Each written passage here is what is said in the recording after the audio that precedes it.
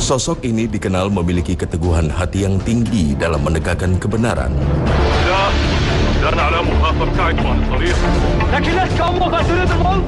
Ia rela mempertaruhkan nyawanya demi mencegah kemungkaran. Namanya disebut-sebut Rasulullah Shallallahu Alaihi Wasallam sebagai pemimpin muda ahli surga. Dialah Husain bin Ali radhiyallahu anhu.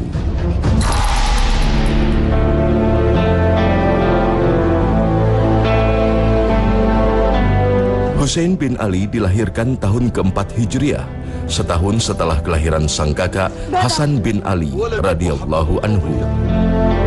Sama seperti sang kakak, Husain pun merupakan nama yang diberikan oleh Rasulullah Shallallahu Alaihi Wasallam setelah sang kakek Shallallahu Alaihi Wasallam menolak pemberian nama Al-Harb dari ayahnya Ali bin Abi Thalib yang memiliki arti perang.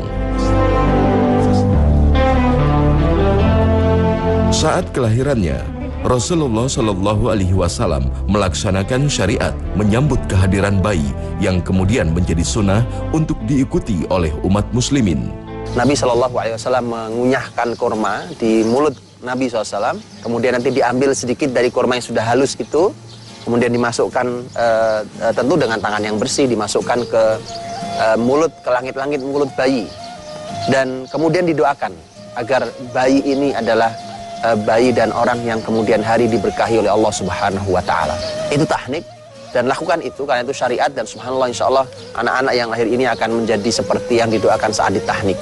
Dia adalah nama orang-orang besar, diantaranya adalah Abdullah bin Zubair, Al-Hasan, Al-Husain, dan orang-orang yang langsung ditahnik di pangkuan Rasulullah SAW. Dan lihat jadinya seperti apa mereka. Jadi jangan lupakan syariat tahnik seperti Nabi mentahnik Hasan dan Husain. Misalnya adalah apa yang nanti di hari ke-7 di mana diberi nama yang baik, diakikahi, dicukur rambutnya, ditimbang rambut yang telah dicukur itu, kemudian diinfakkan seberat rambut itu perak.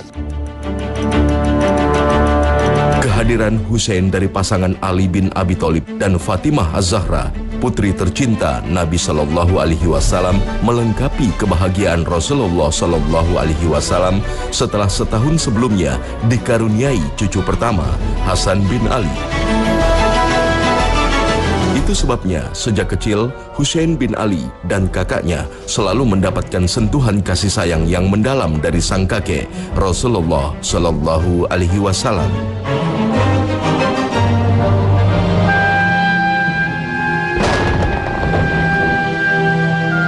Tahun ke-11 Hijriah merupakan tahun duka bagi umat muslim.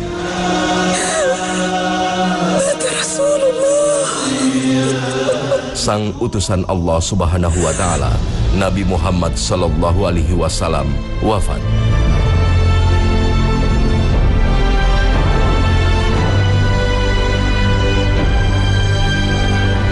Duka yang menyelimuti umat muslim juga turut dirasakan Hasan dan Husain yang kala itu masih berusia 7 dan 6 tahun.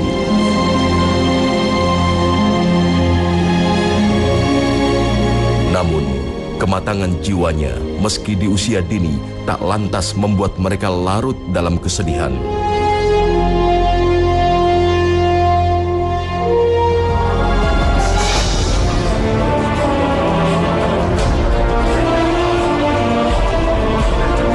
Tahun-tahun berikutnya, di masa Khulafaur Rasyidun, Hasan dan Husain banyak membekalkan diri dengan ilmu dan pengalaman.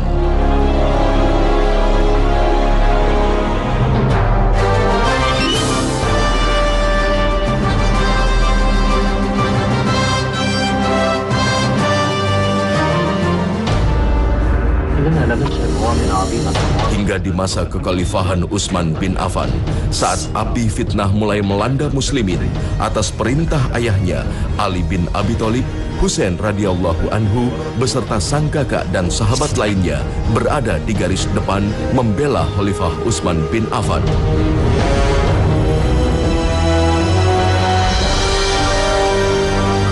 Bersama Hasan sang kakak, Husain bin Ali terus mendampingi sang ayah Ali bin Abi Thalib yang dibaiat kaum muslimin sebagai khalifah muslimin.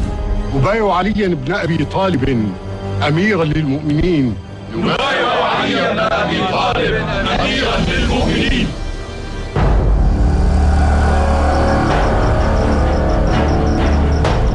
Hingga akhirnya sang ayah sendiri terbunuh di Kufah saat menjadi imam sholat.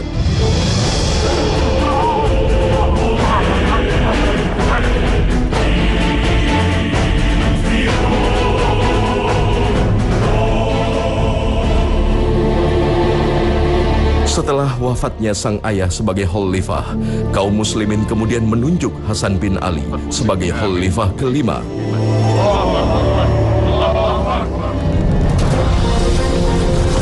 Kekacauan yang terus terjadi di antara umat muslim membuat Hasan akhirnya memutuskan untuk menyerahkan kekhalifahan pada Muawiyah bin Abi Sufyan.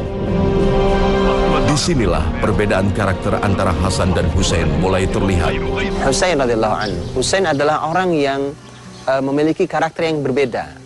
Dia ketika ini adalah sebuah kebenaran, kemudian ketika harus berperang pun berperang. Tidak mesti harus damai.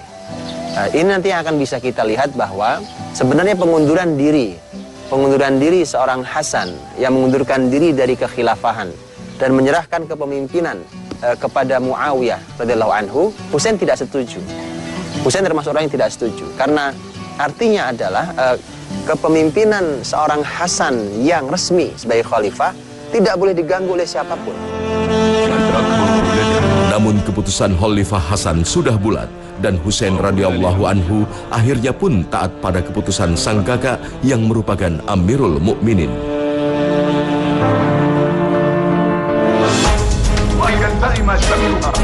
Maka di tahun-tahun berikutnya, di masa kepemimpinan Muawiyah, umat muslim hidup dalam damai.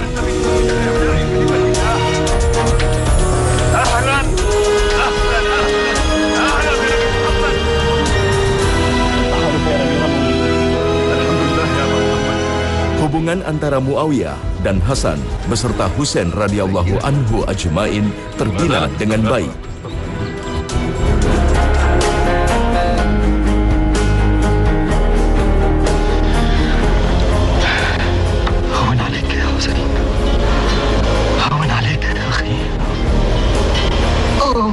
فداك نفسي يا حسن فداك نفسي أسأل الله رب العرش العظيم أن يشفيك. Namun wafatnya sang kakak Hasan radhiyallahu anhu pada tahun 49 Hijriah membuat Husain bin Ali lebih mandiri.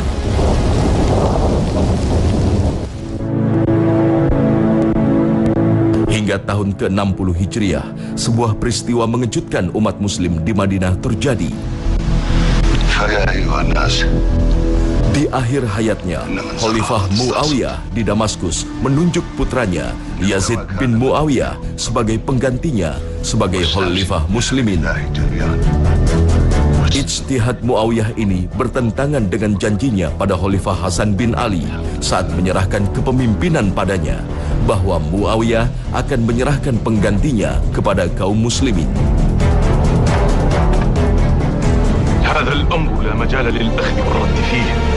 Maka para sahabat dan putra-putra sahabat Rasul di Madinah banyak yang menolak tindakan Muawiyah.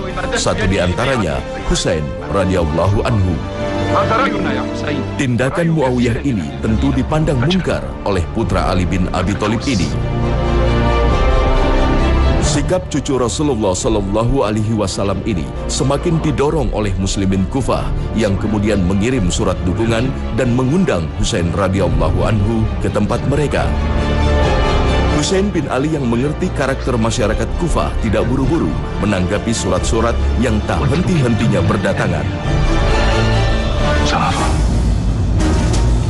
Ia mengutus saudaranya Muslim bin Aqil ke Kufah untuk mengecek ketulusan warga Kufah.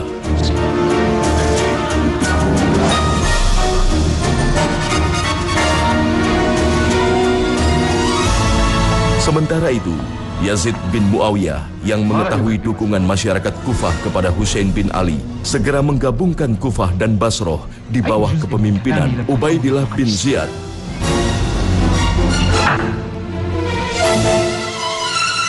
Muslim bin Aqil yang sempat masuk ke Kufah pun berhasil ditawan oleh Ubaidillah bin Ziyad.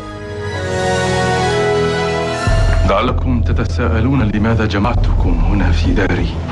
Tak kunjung mendapatkan kabar dari Muslim bin Aqil, Husain bin Ali akhirnya memutuskan untuk berangkat ke Kufah bersama saudara-saudaranya. كما يجب أن تكون إن شاء الله. فالأجدر بنا أن نسعى. Para sahabat dan keluarga lain di Madinah segera mencegah niat cucu kesayangan Rasulullah Shallallahu Alaihi Wasallam ini. Mengingat pengalaman ayahnya yang telah dikecewakan warga Kufah. Akhirnya berangkatlah Husain bin Ali bersama Ahlul Bait sebanyak 80 orang. Keberangkatan yang sangat dikhawatirkan para keluarga besar dan sahabat lain.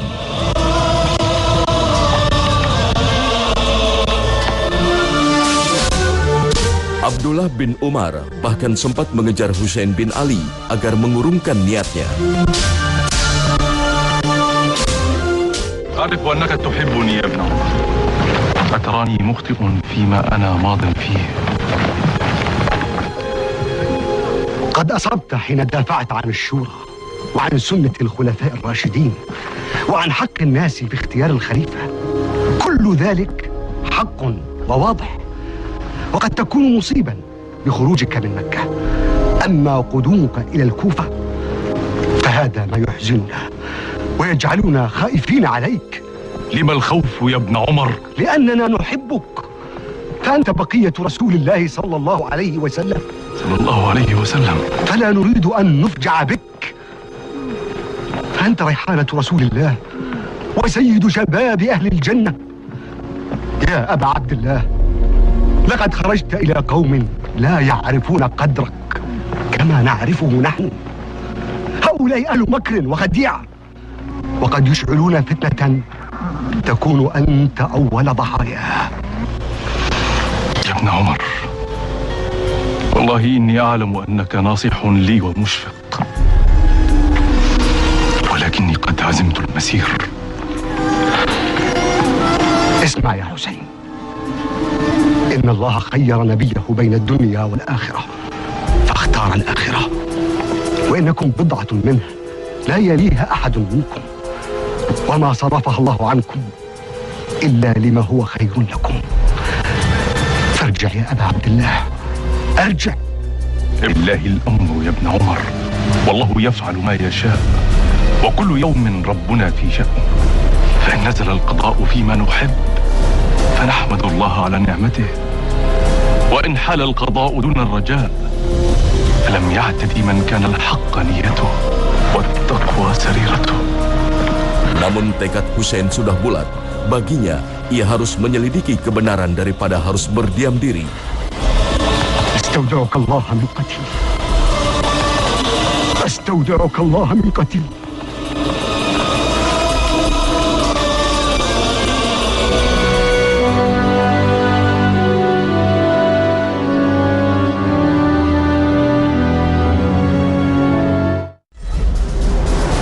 أريدك في مهمة عظيمة ليس لها سواك. Mengetahui perjalanan Husain bin Ali ke Kufah, penguasa Kufah, Ubaidillah bin Ziyad, mengirimkan 1000 pasukan di bawah komando Al-Hur bin Yazid At-Tamimi untuk mencegah pergerakan rombongan ini.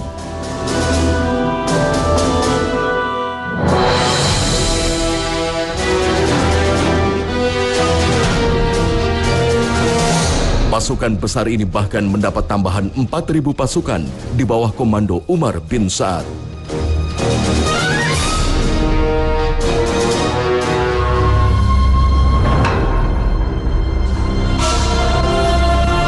Tiba di Karbala dan melihat besarnya pasukan Yazid bin Muawiyah, Husain bin Ali menyadari kemunafikan masyarakat Kufah.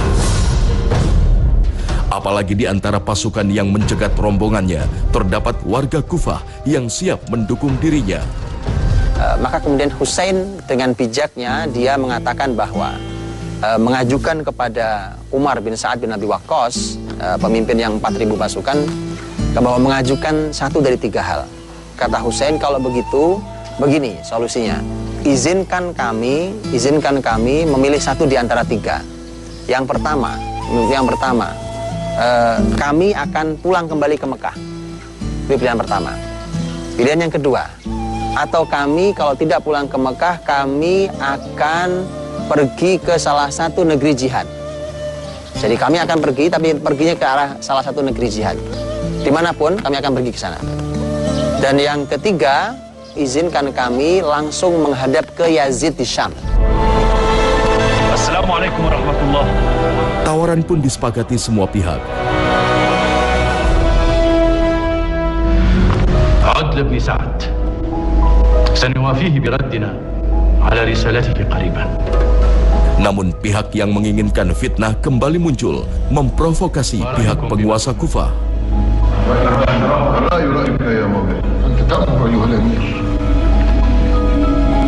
هذا كتاب رجل ناصح لأميره ويشفق على قومه. أجل والله إنه لكذلك. هذا إنصاف. قد قبلت ذلك منه. نعم الرأي أيها الأمير. نعم الرأي وكأننا نحن من خرجنا إلى الحسين وليس هو من خرج إلينا.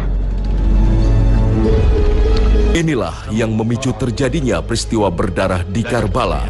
Kesalahannya adalah orang yang menjadi pendamping Ubaidullah bin Ziyad, yang juga memberikan masukan, saran, yang bernama Shimr bin Jaushan. Shimr ini adalah salah satu dari orang yang ikut memberontak waktu kekacauan di Madinah terbunuhnya Utsman bin Affan. Nah, dia termasuk orang yang melakukan kesalahan itu, dan ternyata dia belum taubat juga. Maka Shimr itulah yang mengatakan kepada Ubaidullah bin Ziyad, sang pemimpin Kufah, dengan mengatakan bahwa tidak bisa. Bagaimana Anda berikan dia satu dari tiga pilihan itu? Karena kalau dia pergi, baik dia pergi ke Mekah atau pergi ke negeri jihad yang manapun, tidak ada yang bisa menjamin bahwa dia akan membuat kekuatan yang lebih besar lagi, kemudian akan menyerang kalian. Mendengarkan kalimat itu, Ubaidullah terpengaruh. Yang tadinya dia mengatakan bagus, dan mari kita pilih salah satunya, tapi ternyata dia kali ini terpengaruh oleh bisikan Shimr yang aslinya adalah orang rusak yang pernah memberontak Madinah.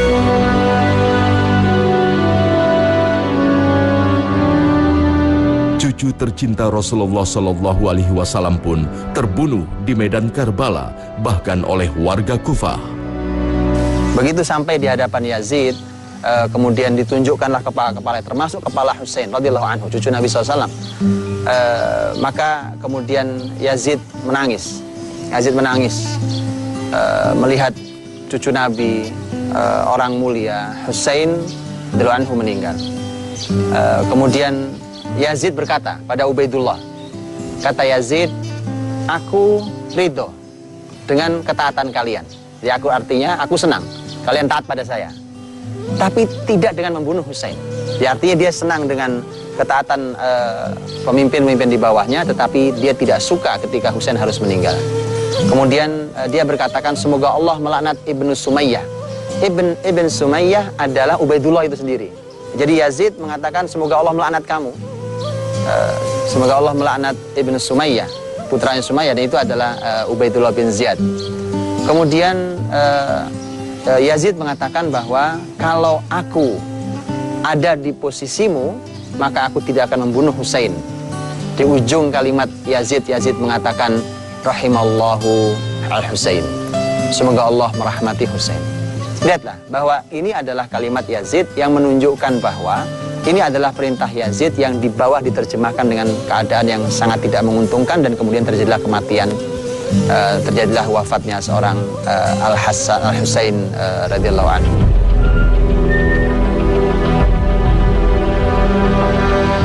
Penyesalan mendalam atas syahidnya Husain bin Ali menyisakan penyesalan mendalam bagi Yazid bin Muawiyah. Demi menebus kesalahannya, Yazid bin Muawiyah memperlakukan sisa-sisa keluarga Husain bin Ali dengan baik dan mempersilahkan mereka memilih tempat kembali.